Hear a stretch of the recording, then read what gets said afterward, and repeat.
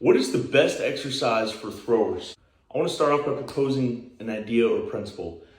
Everything works and nothing works. That means you can go and do just about anything and you're going to get better at just about anything. That being said, nothing is perfect. There is no best or optimal exercise for one thing.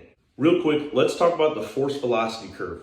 On this graph right here you have movements that are higher in force. This way you have movements that are higher in velocity. Up here you have something like an isometric mid-thigh pull, a 1 rep max deadlift, bench, back squat.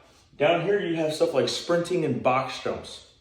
Towards the middle you get things like lighter power lifts, bench with 60, 70%, maybe 80%.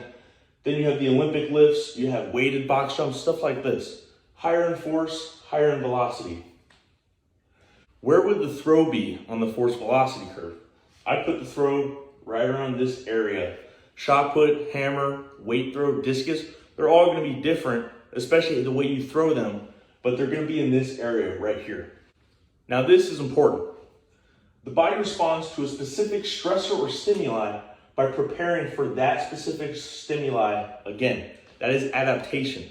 Now it's difficult to progressively overload the throw. You can throw heavier implements, but the heavier you go, the more it becomes a whole different event. That is why we seek supplemental training methods to enhance performance. That's why you go in the weight room, on the track, doing different exercises to get better at throwing.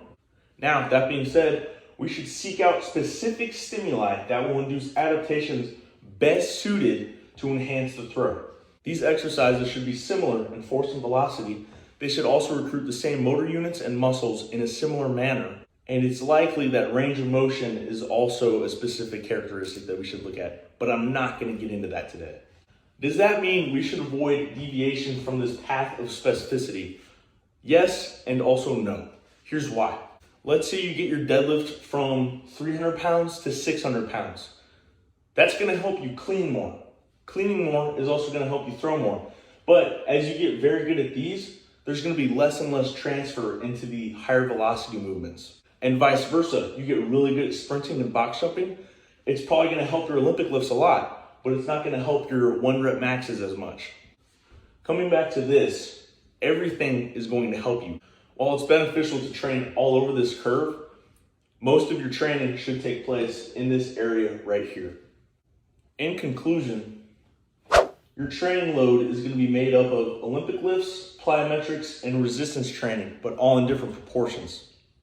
Olympic lifts and plyometrics will take up the bulk of your training, but it's equally as important to have some resistance training in there. Now, these proportions depend on a few things.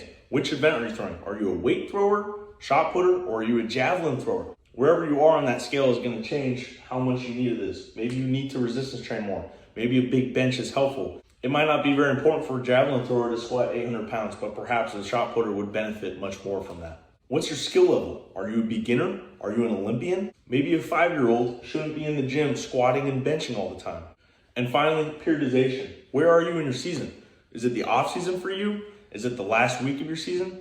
Those factors will change how you utilize these. I hope you guys enjoyed. Hope you learned a few things, and I hope you have a better idea of what you should be doing outside of the circle now.